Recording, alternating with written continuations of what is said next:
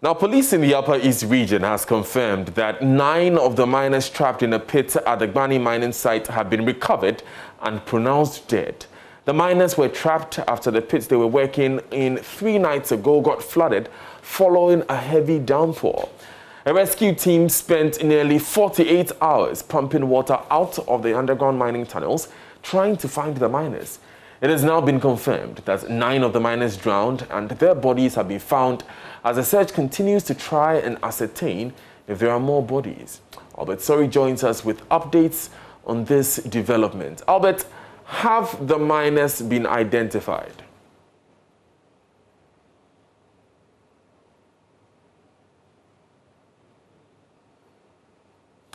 Albert, if you can hear me, have these 9 persons been identified by any friends or family members?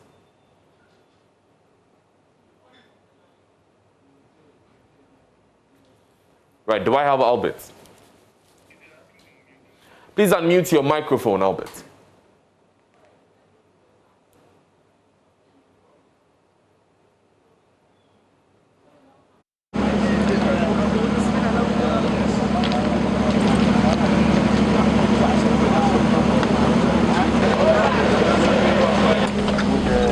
Yeah,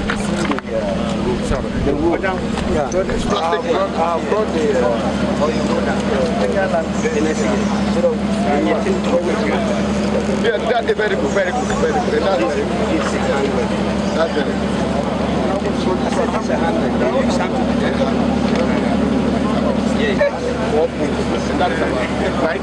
good. Those were scenes from the mining pits which got flooded, drowning at least 9 bodies as far as we know. Albert Sorry has more updates. He has joined us. Albert, what more do we know?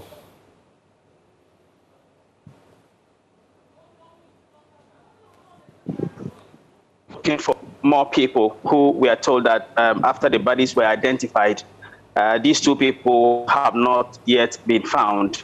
So as we speak, the rescue team is still trying to search the underground tunnels to see if the bodies of these 2 more people can be found. But what the police is telling us is that after the bodies were found, they did some medical checks on the bodies, and because of how long these bodies have been underground for nearly 3 days now, they've decided to let the families take the bodies home for burial. So the 9 bodies that have been found have been released to their families as we speak. But 2 more people, according to the information we have, are still missing, and they are looking for them. Okay. Are these 11 persons members of the same gang who were mining? Is there anything more that we know about the actual people who were found? Yeah, so for now,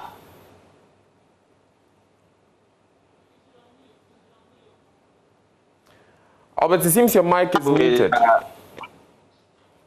Daniel, can you hear me? Yes, I can. Please go ahead.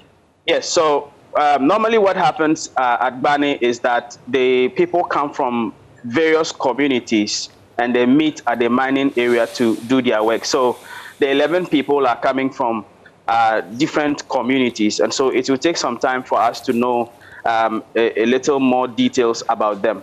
But what the police is saying is that they have released the bodies. Now, yesterday when I was at the mining area, one of the things you found was that the families of these people who were missing at the time had gathered around when they were still pumping water from the tunnels.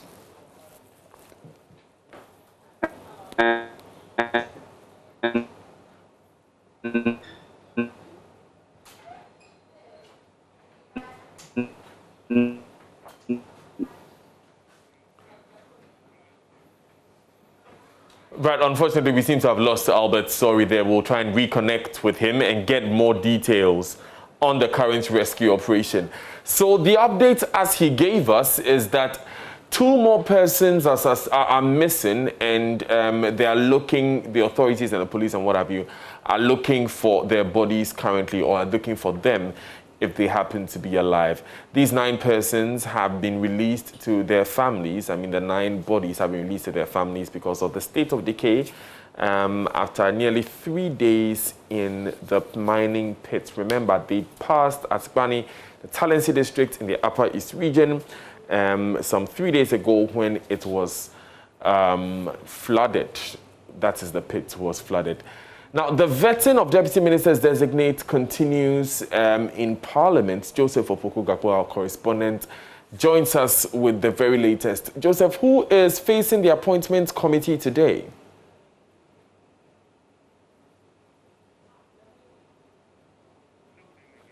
Joseph, can you hear me? If you can, who is facing the appointments committee today?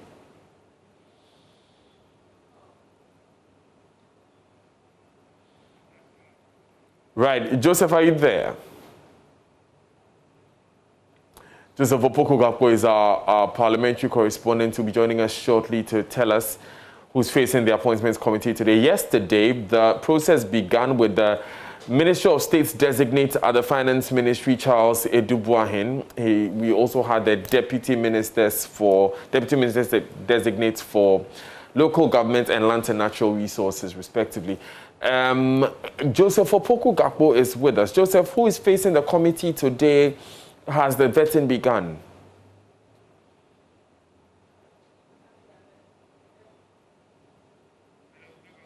We'll get back to Joseph a bit later in the bulletin to get those updates on the vetting. But 6 years ago, Ghana lost 159 people through a fire and flood disaster. Over 300 people were also directly affected by the tragedy. As we look back at the day that still brings painful memories to some Ghanaians, some of the recommendations by the Justice Isaac Doche committee are yet to be carried out. My colleague, Elton Brobe, reports.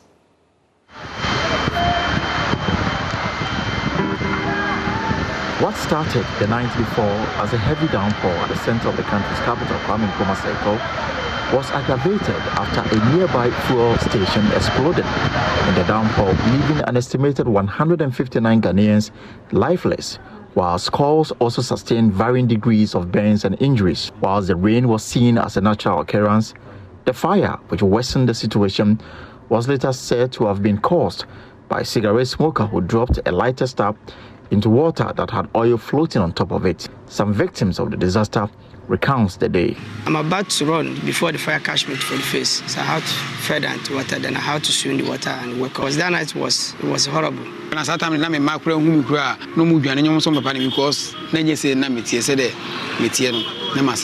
to prevent a future occurrence of the tragedy that hit the country on June 3rd, the disaster committee recommended the complete dredging of the door drain, a ban on the use of plastic as carrier bags, water dispensers, and cooked food containers. It also suggested standardized training, certification, and licensing of filling stations attendants, the creation of sanitation police, compulsory fitting of all commercial vehicles with refuse baskets or bins, and equipping of disaster managers with the requisite tools to effectively handle disasters. Now, the victims of the disaster and the One Ghana movement have, through their lawyers, commenced a class action against GOIL, the National Petroleum Authority, and the Accra Metropolitan Authority for what they refer to as their complicity in the disaster. The statement by One Ghana movement reads: torrential rainfall which affected most parts of the country turned into a devastating fire and flood catastrophe, resulting in the death of 154 people. Hundreds suffered severe burns in the unfortunate incident which occurred on June 3, 2015. This marked a dark day in the history of Ghana, with surviving victims suffering permanent physical disabilities which to date severely undermine their suitability for the job market. The report of the ministerial committee that investigated the disaster attributed it to the floods, poor safety practice as the GOIL filling station, and a cigarette spark by a person who has since been identified. The floods were attributed to blockages in Accra's main storm drains, resulting from the non-desilting of the drains, as well as the building of settlements and habitation of squatters in the storm drains.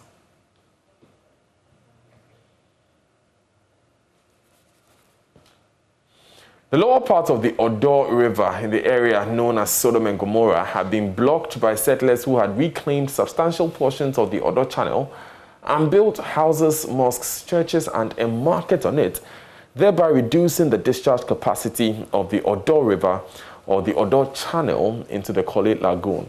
All these findings can be attributed to human causes, for which there are regulatory bodies to ensure that the right statutes are enforced to prevent such disasters from occurring. Why then was no action taken to forestall this devastation? It is to this end that in accordance with the One Ghana Movement citizen responsibility and policy accountability objectives, the J4J3 project was launched on June 2, 2017 to pursue the following aims. 1. Increase transparency and accountability in public financial management.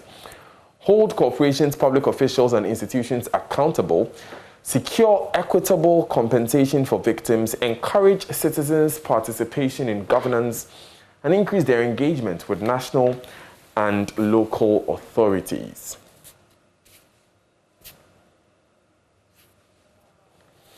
Now, the victims and the One Ghana Movement have, through their lawyers, Darko, Kelly, Delata, and Co., and A partners at law, commenced a class action against GOIL, the National Petroleum Authority, NPA, and the Accra Metropolitan Authority, AMA, for their complicity in the disaster.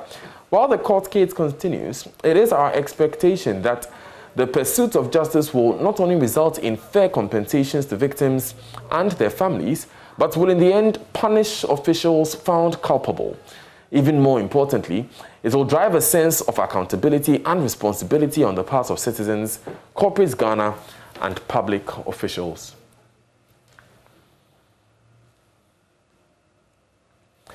In so doing, the citizens shall be emboldened not to allow their rights and privileges to be trampled upon. Public servants and politicians alike shall also realize that they will be held accountable for their actions or inactions. As the saying goes, the wheels of justice grind slowly. And though the J4J3 case has been in court since 2018, we are staying the course and working to ensure that systems are put in place to guarantee that officials uphold their responsibility to the people of Ghana and work assiduously to execute their roles to the best of their abilities. One Ghana, honor the pledge.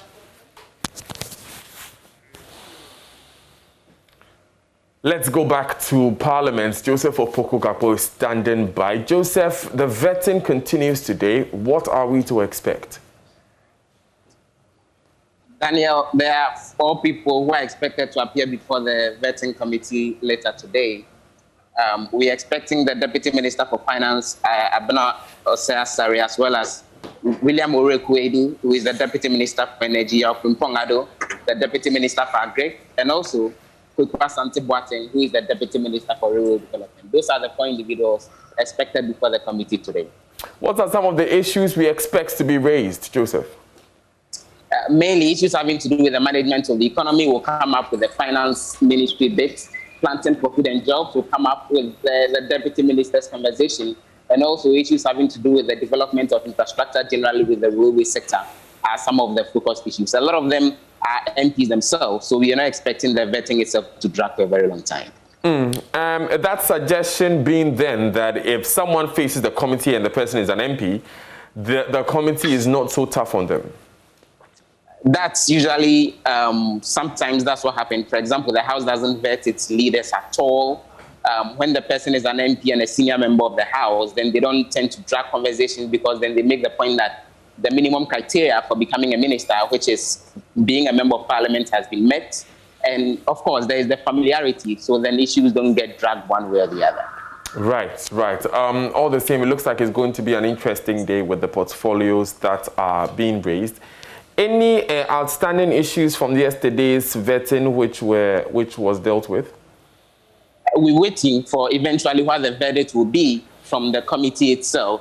After they are done with the vetting, they will go into conclave and come up with a report on each of the nominees. And for now, we don't know the final decisions that has been taken on the first 4 years. But today, essentially, the focus will be on those they are vetting today until they are ready to prepare their first report from this batch of vetting that they are doing. Thanks, Joseph, for joining us from Parliament with those updates. We'll bring you the very latest from the vetting throughout the day. Now, the Ghana Private Road Transport Union, GPRTU, says it will begin a sensitization program for its members following the increase in transport fares. The 13% increase by the road transport operators is expected to take effect on Saturday, the 15th of June, or the 5th of June, pardon me, across the country. The decision was made predominantly based on the recent hikes in fuel prices. General Secretary of the GPRTU, Godfred Abobire, tells JoyNews, in order to ensure compliance and avoid disputes, drivers must be properly briefed. Meanwhile, there have been mixed reactions to the increment. Some passengers at the Circle bus terminal spoke to my colleague, Latif Idris. So we are talking about, I don't know if you've heard the news about the increment in transport fares, expected to go up by some 13% come Sunday. How did the news hit you? Well, I wouldn't expect that increment. 13% to me is too much. I was thinking like 7 or 4%. So we are all going to face it, but government should do something. It's too much. Have you done your maths already and realized the difference you're going to be paying? I will not be surprised. Instead of 13, they take 2 CD depending on where you are going. I believe from where I'm going, it's going to be, they would rather put, instead of, 30 pesos, they would rather put 40 pesos. So I wouldn't be surprised they will put 40 pesos instead of 30 pesos. You need to up your game to raise more and be ready to pay more. Of course, why not? We are going to face it, not me alone.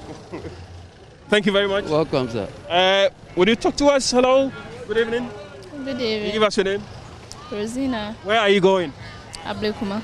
Ablekuma. Maya? No. Ablekuma proper? Yeah. Okay. Tell us about, how you are also receiving this news about the increment in transport fares come Sunday. I don't want to talk. I don't want to talk. You don't want to talk about it? Yeah. Why not? No, nothing.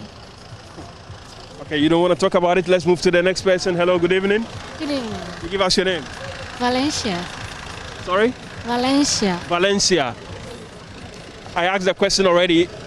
How are you receiving the news? What news? About the increment in transport fares, which takes effect come Sunday, 13% increment. It's cool. I'm okay with it. You're okay with it? Yes. Thank you very much. Let's move on to the next. Good evening, sir. Hi, Irene. I'm called Michael Chinebois. Michael Chinebois. Yeah. Tell us about this latest developments with regards to the increments in transport fares. The increment in transport fare is very bad because it seems the government have to do something about it. So we are all hoping for him to do something about it very seriously. Because the increment, it starts effect from on Sunday. So we can't talk much about it. Over the weekend. That's right. So we need him to do something about it. Very well. But you also know that the fuel prices have been going up over the period and there wasn't any increment in transport fare. Is it fair to say that, yes, now is the time for the increment to kick in? Oh, okay. It's fair for now for the increment to come. But at least when the increment is very high, you have to do something about it. Okay. That's right. Thank you very much, Mr. Chinebois. So they are trying to catch a place in the Trotsky. We take it back a bit and see if we can get a lot more people to speak to us with regards to the increment. Yes, I'm sure people here wouldn't get space in the Trotsky. So we can start from here. Hello, good evening, sir. Good evening. You give us your name, sir? What? You give us your name. My name is Paul. Paul, I don't know if you've heard the news about the increment in transport fares. No. So there's going to be 13% increment in transport fares. Takes effect over the weekend. How are you receiving this news? Maybe it's okay. It's okay. It's okay. Yeah. Why is it okay for you? Well, maybe it's my side, not everybody. So I ask for you. Why is it okay for you? Maybe the fuel prices is going up. So if it's increased, it's not problem. That's all. Thank you very much. So he has no issues with the increment. So it's mixed reaction, you would say. There are those who are okay with it. There are those who think something should be done about the increment. Good evening, sir. Hello, good evening. You give us your name, sir? Michael. Michael, where are you going? I'm going to Awishi. Awishi. Okay, that's my neighborhood. So, have you heard the news about the increment in transport fares? No, please, I haven't heard. Okay, so let me hit you with the news. The news is that come this weekend, you'll be paying 13% more than what you've paid over the period. How has that hit you right now? But if the government thinks it's okay for us, I think there's nothing we can say. And if there's something they can also do for us so that we can also feel a little bit happy, they should help us.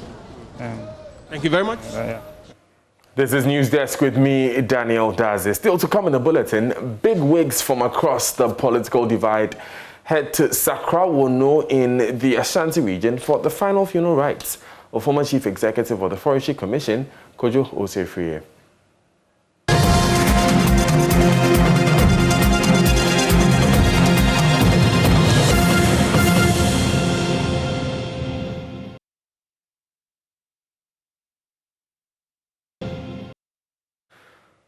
Thanks for staying with us. Now, police in the Ashanti region have arrested 4 suspected armed robbers involved in various crimes in the region, including the robbery and murder of road engineer Emmanuel Osuentri. The suspects, Mustafa Adams, Ibrahim Adamu Seidu Bona alias Lion, and Mohammed Abubakar, aged between 33 and 39, are assisting the police with their investigations. The suspected robbers are believed to be behind the murder of the engineer with Joshop's Constructions Limited, the company working on the Ahwiankwanta Obuasi Road. Emmanuel Osuentri was shot in the head at Bokrom in the Ashanti region while returning home from work. Police investigations also revealed the suspects were involved in the robbery of the MCE for Asokori Mampo, among many others. ASP Godwin Ahianyo is Ashanti Police PRO. Police Command has arrested 4 suspected armed robbers for their involvement in various cases of armed robbery in the region. The suspects are Mustafa Adams, 37 years, Ibrahim Ademu, 39 years, Asidu Bona alias Lion, 33 years, and Mohammed Abubakar, 33 years. The suspects are all in police custody assisting in police investigations. It would be recalled that on Thursday, 25th March 2021, one Emmanuel Entry, 40 years, now deceased, and an engineer with the shop construction was robbed of his Toyota Prado vehicle with registration number JN 4131-20 and was shot in the process by 3 armed men. The victim sustained gunshot wounds and was rushed to the Komfanochi Teaching Hospital for treatment, but later died whilst on admission. Investigation so far has revealed that the above-named suspects perpetrated that crime. Subsequent investigations has also established that these suspects are involved in many other robberies cases reported in the region, such as the one that took place on 4th April 2021, where the victim was robbed of his Toyota RAV4 vehicle at gunpoint at Kenyase, Bampinase, a suburb of Kumasi. Investigation has also established that the same suspects attacked and robbed Honorable MCE of Asokori Mampong of his Toyota Hilux with registration number JW 2473-16. That was on the 12th of February 2021. The suspects again attacked and robbed another victim on 15th April 2021 of his unregistered Range Rover at Brokrom F-Line. On the 25th of April 2021, at about 9 p.m., suspect Mustafa Adams, one of the named armed robbers, together with 2 of his accomplices who are at large at the moment, again robbed a Honda Accord DV trade plate with registration number 4894A at Achase, also near Kenyase here in Kumasi. On the 28th of April 2021, Mustafa Adams again with Mohammed Abubakar attempted to rob a Toyota forerunner with DV trade plates at gunpoint at Kenyasi Abrim, but luck eluded them and were arrested by the police. They later led police to the arrest of the other 2 suspects mentioned above. They have all been remanded in police custody to assist in police investigation.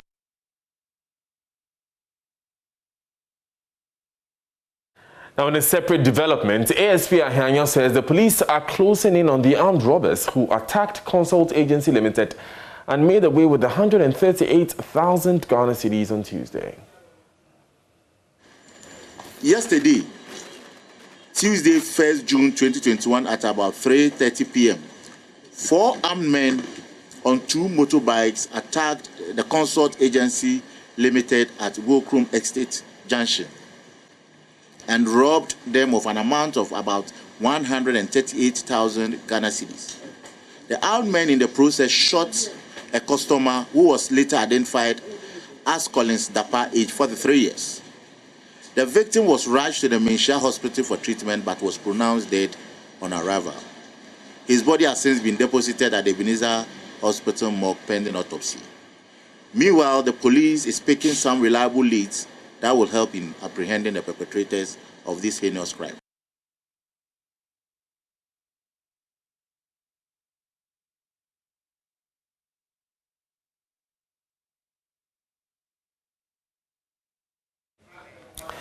And welcome back from Kumasi. You're live on News Desk. We'll soon be taking you to Sakrawono, where Kojo Osofie is, his funeral is being held. Of course, he's former chief executive of the Forest Commission who died of COVID-19 last year.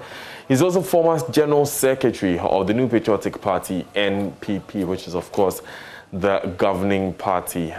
Tributes have been pouring in from family and friends far and near, and both sides of the political divide have gathered at Sakrawono to bid a final adieu to Kojo Osofie. Anane Aljima is there observing proceedings, will soon be joining them, and we already have reports that some dignitaries like Koku and Yedoho are there already. Let's hear the report that Naya Aljima sent us earlier. We'll be right back. We are here at Sakrawono, where the final rites for the former CEO of the Forestry Commission and former General Secretary of the NPP is taking place. And the information we have is that there are a number of dignitaries coming from Accra to Sakrawono to pay their final respect to the NPP stalwart, including the President of the Republic, Nana Akufo-Addo. I'm the head of protocol at the Vice President office. We put in place the security and the protocol arrangements here. Very soon, next few minutes, the Vice President and his entourage will arrive to prepare the grounds for the arrival of His Excellency the President.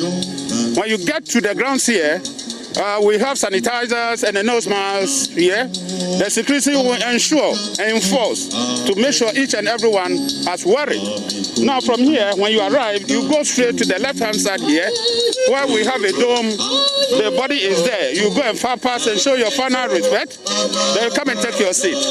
Then after that, the church service, the pastors take over the church service.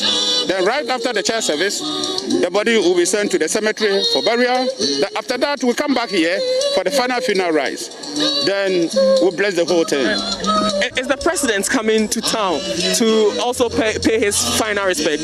Of course, His Excellency the President will arrive. But the Vice President and his entourage come ahead of him to prepare the ground toward his arrival.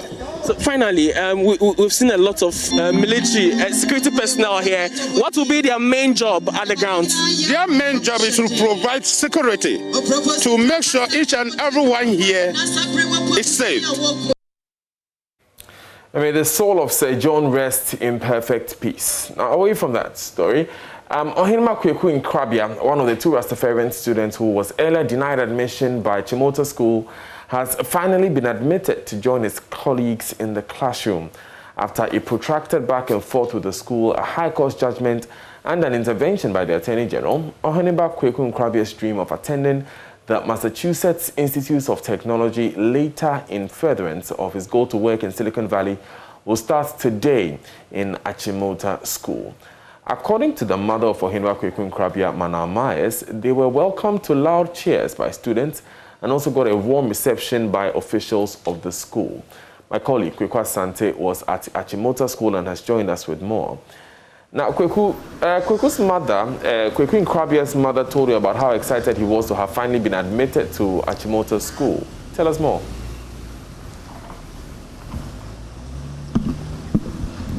Right, Daniel, according to Mana Myers, who's the mother of Kweku Nkrabia, who has just been admitted to Achimota School, when they got to the school, they were not so sure about what the reception would be, but as soon as they entered, there were loud cheers from students of Achimota School, and they said that was a very warm reception for them. And so they made their way to the administration block to go through the formalities of admission. And when they got there, the officials were also quite receptive to them, irrespective of the protracted battle that they've had in court and also in the media. And so at this place, the day's prefect, according to Mana Myers, came to see them. That is a student, talked to them in a very nice manner, welcomed them, and said that she will be taking very good care of Kweku Nkrabia when he starts school. And Kweku Nkrabia has gone through the formalities and has joined his colleagues in the classroom. The mother says the boy was very excited about all that has happened, and they are looking forward to him having a great time in Achimota School. We can take a listen to what the mother told us.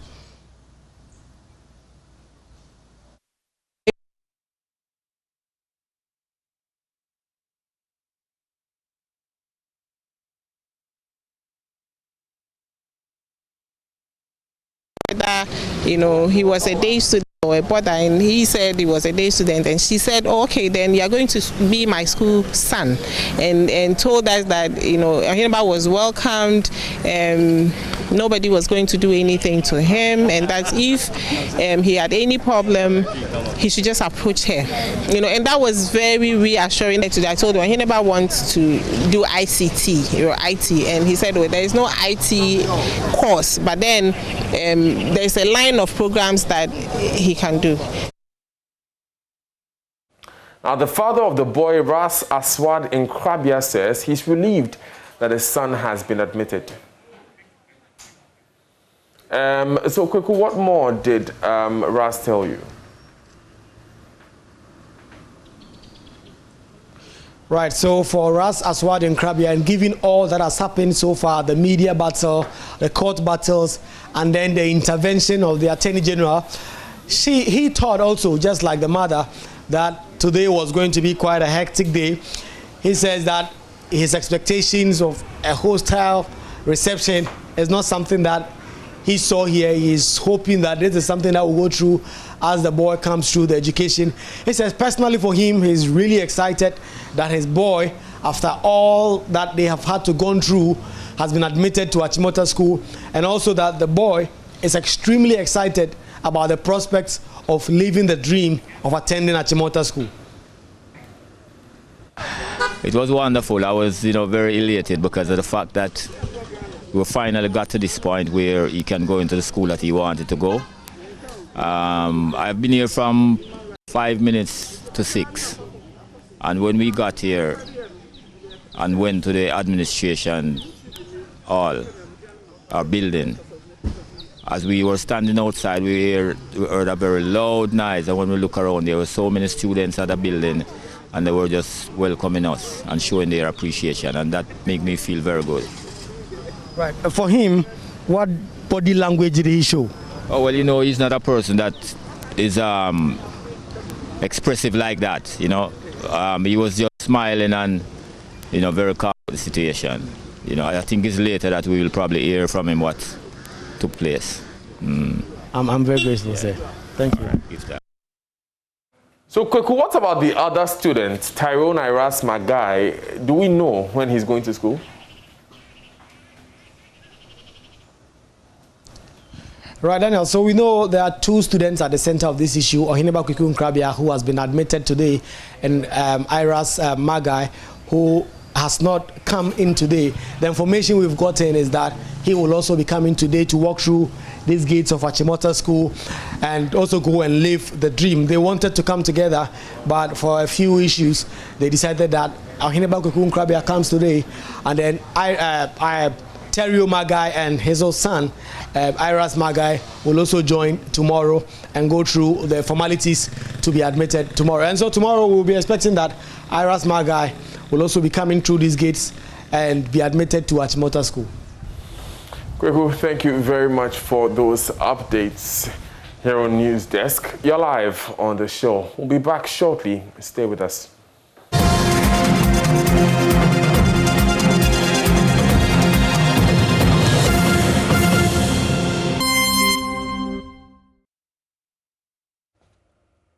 Hi, good morning. Welcome to Business. My name is Daryl Kwao. The Bulk Oil Storage and Transportation Company recorded a profit of 31 million cedis for the year 2020.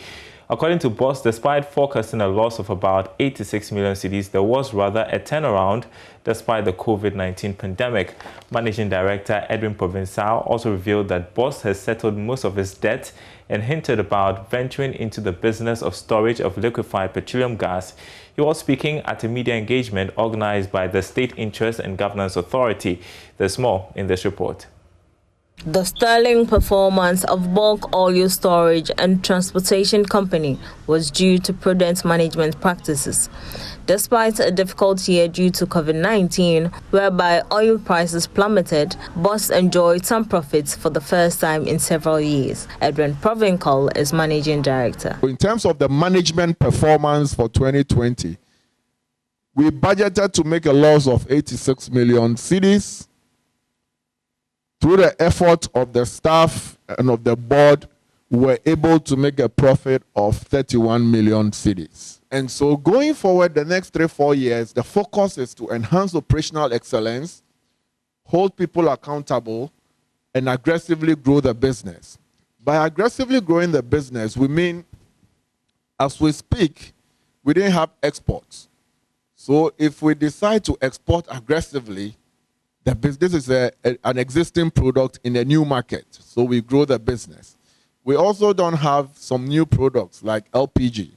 So if we branch into LPG, selling LPG as well, and transporting and distributing LPG, that is a new product in an existing market. Chief Executive of Ghana National Gas Company, Dr. Ben Asante, however, said his outfit owes the Volta River Authority $845 million. According to him, cash flow has become a major challenge in the energy sector. Ghana Gas at the end of 2020 December owed about $845 million. About half of that belongs to GNPC. So the composite cost was the gas for GNPC, and then the services provision from Ghana Gas, processing and transportation, also attracted about half that amount of money. So that's where we say that. I would say that the government, working with other agencies now, instituted the cash waterfall mechanism and the clearinghouse, where every collection associated with gas is brought to a port. And everyone who contributed to the generation of power, that ECG says, gets paid accordingly. The State Interest and Governance Authority, SIGA, organized the maiden edition of a weekly series of media engagements aimed at sharing stories of state-owned enterprises. BOSS and Ghana Gas were the first SOEs to share their stories. Now, Amenfiman Rural Bank has posted a 165% increase in profit after tax at the end of the 2020 financial year. The increase from 4.3 million in 2019 to 11.5 million was recorded when the COVID-19 pandemic had heightened. Officials say the bank devised strategies that addressed the uncertainties businesses and consumers were facing during the period. CEO Dr. Alexander Asma told Lab Business increasing agriculture financing as well as empowering MSMEs were the focus. He spoke at the 37th Annual General Meeting in Wasa Ikopong. Prince Apia reports. The 2020 financial report of Amenfiman Rural Bank saw deposits increase by 42.8% during the period. Profits after tax also increased from 4.3 million Ghana cedis in 2019 to 11.5 million Ghana cedis in 2020. These figures were recorded in spite of the difficulties presented by the novel COVID-19 protocols. Dr. Alexander Asma, a CEO of the bank. People were careful in spending money.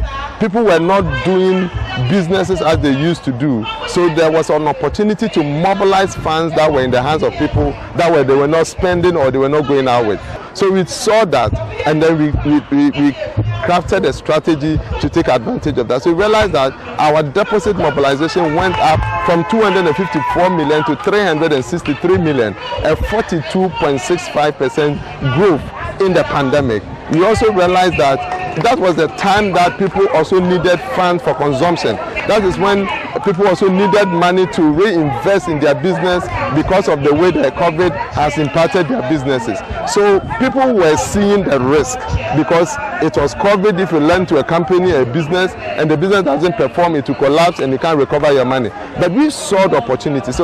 And because the local economies in the operational areas of the bank revolves around MSMEs and farmers, management of the bank has set aside a special fund to increase the credit disbursement in these areas. And we have to empower people economically. We can't take our minds and our eyes off our farmers. So we developed a new strategy for which we can lend to these farmers. And that is to approach them from a group lending approach, where we are able to put a group of farmers in the same community together, give them the same orientation, and let them give themselves a solidarity guarantee from each person so that we are able to lend them. Last year, we gave over 32 million cedis to farmers.